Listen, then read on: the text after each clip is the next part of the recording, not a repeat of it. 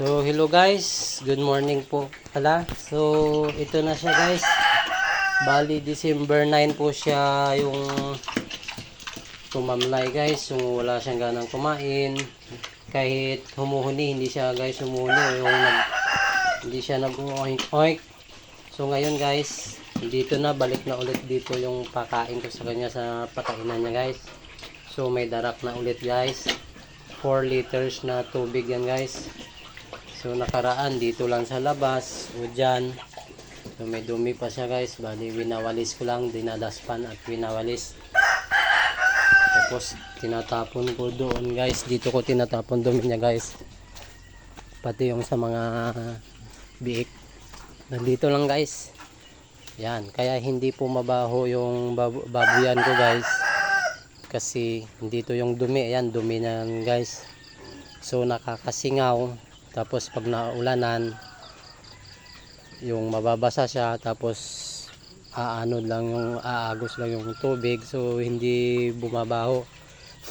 Kasi guys, pag may ano yan guys, may butas, tapos nandyan sa loob yung dumi, tapos matutubigan, sobrang baho talaga guys, kasi hindi natutuyo. Di tulad nito, yung saglit lang yung amoy guys, pag nakasingaw wala na yung amoy agad guys.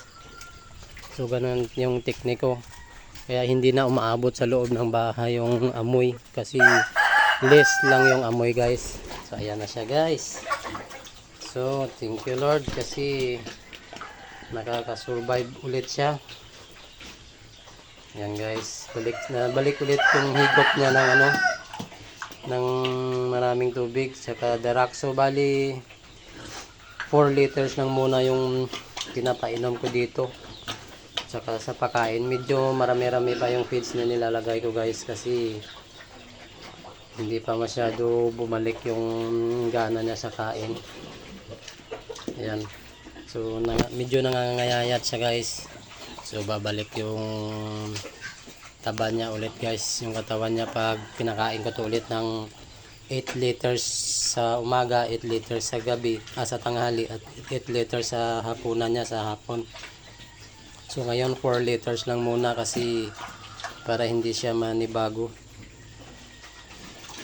So ayan guys, nakakasurvive siya. So ayan, so patak-patakan ko na lang ng feeds. So December, si December to guys, kasi December 3 ito pinanganak. Para hindi ko na makakalimutan kung kailan pinanganak. Kaya nilagyan ko siya ng pangalan. So pang 2 years niya po ngayong December 3. 2 years. So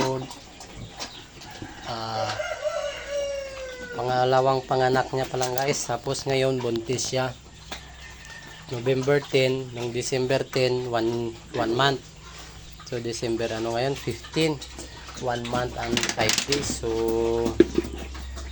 nasa 35 days to 36. Ayan guys, oh. Ito darak, konti-konti na, papaubos ko lang yan. So nangihingi pa to, pero hindi ko binibigyan kasi ngayon yan pa lang ngayon, hindi pa sanay guys. So wag kong bibiglain kasi galing siya sa sakit, buntis yan. So ayan, yan tiyan niya guys. So isang bisis ko palang naligo to guys, nung simula nung nagkasakit siya, kahapon pa lang. So wag ko muna liguin ulit paminsan-minsan para hindi siya mabinat. So kahapon niligo ko para ma-refresh yung kanyang katawan.